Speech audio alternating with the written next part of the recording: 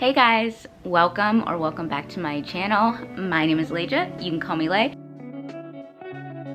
And honestly, it's been such a while since I sat down, posted just a regular video. It's been a hectic year in 2024. And in 2025, we're planning to bring new energy. Part of the reason why I wanted to make today's video, as a girl who overthinks, a question that was constantly floating in my mind is it possible to have balance without perfectionism? Before I give my take on this, I would love for anyone to answer in the comments if you'd like. I am just very curious if anyone else thought about this. But to get into the background, you have to understand, even if you don't like astrology, you have to bear with me with this explanation. Because think of it in terms of more of concept and symbolism instead of like beliefs, okay? I kind of use astrology as kind of tools to elevate my thinking, especially in terms of how I perceive the world, but I don't necessarily take it as like my full belief system or religious system. And don't think of it as relating to you. I had this thought because as a Libra, Libras are supposed to symbolize balance, right?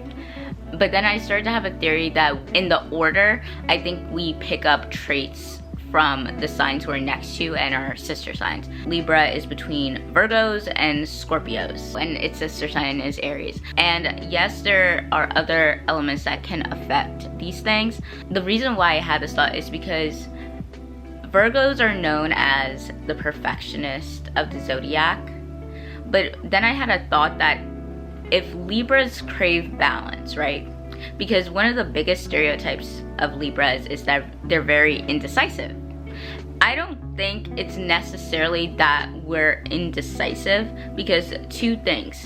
And I'm going to relate it to Aries, Virgo, and Scorpio, because indecisiveness is the biggest characteristic stereotype of Libras. So when it comes to it, Aries and Libra have a similar, like, I know when it comes to sister signs, it's kind of hard to see how they relate, but Aries and Libra, I think Aries and Libra are supposed to represent desire and passion, but the difference is within how they express it. Aries is more actionable and direct, whereas Libra is cautious of expression for the sake of peace.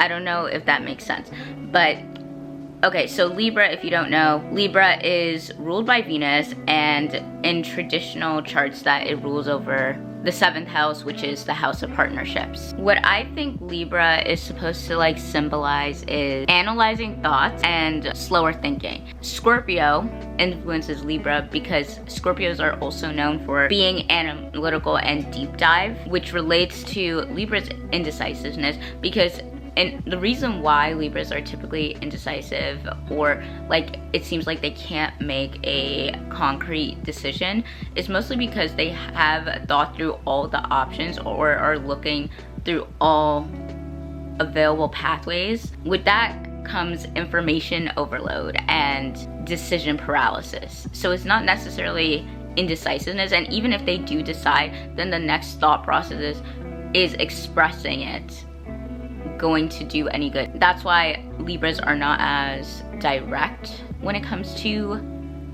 their choices. And then in terms of it, Virgos are known to be the overthinker of the zodiac and the perfectionist.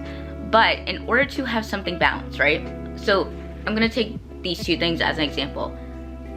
This and this, they're the exact same thing. These are the exact same thing. This, on a scale, would be equal, correct? But if you had something like this and this, it would be like this. This is lighter, this is heavier, which means it will create an imbalance. So in order to have equilibrium, it's not like we can take just anything. We have to take something and balance it to perfection. they have to be the exact same in some type of way, or equivalent. And equivalent in terms of value, I should add. But basically the reason why I'm talking all about this is because once I started thinking about it that way, and if I'm really indecisive, or if because I am so multi-passionate that I just try to do too much at once and then try to balance it after not being able to have a starting point, and basically stuff like that, how it led to burnout. And I'm going to be talking more about that in the next podcast episode that I already recorded. I actually did my recordings for January, so hopefully I am able to be more consistent. I don't know, it's because it's so normal to talk about glowing up right now. It is so normal to talk about, I guess, like the aesthetics and the beauty and like being like this very overly ambitious person. But how I want to approach 2025 this year is a start, stop, continue approach. I honestly believe when it comes to how I was going about my life, going about my projects, that there was underlying perfectionism in trying to balance it all. And that is the point of this video. So in terms of what I want to stop this year, one thing I thought of, like there are a couple things, but one main thing I thought of that I want to stop doing is participating in reading challenges. So last year I wanted to read 6 to 8 books a month, and while it is possible for me to do that, because I ended up ending the year with reading 60 books, here's the thing, when I think back on it, I can't really remember what I read. Like I remember reading it, I remember like certain points of it, but honestly the memory is not there. And because of that, I was like, maybe taking a slower approach to reading is a better option for me. I don't want to just rush through things. I don't want to rush through my books. I don't want to not actually experience my books. And maybe that's a metaphor for life, because I feel like there's so many things I was rushing at once, trying to create like this very balanced lifestyle. But because I was trying to do everything at once and approach every single area of my life at once, it was perfectionism.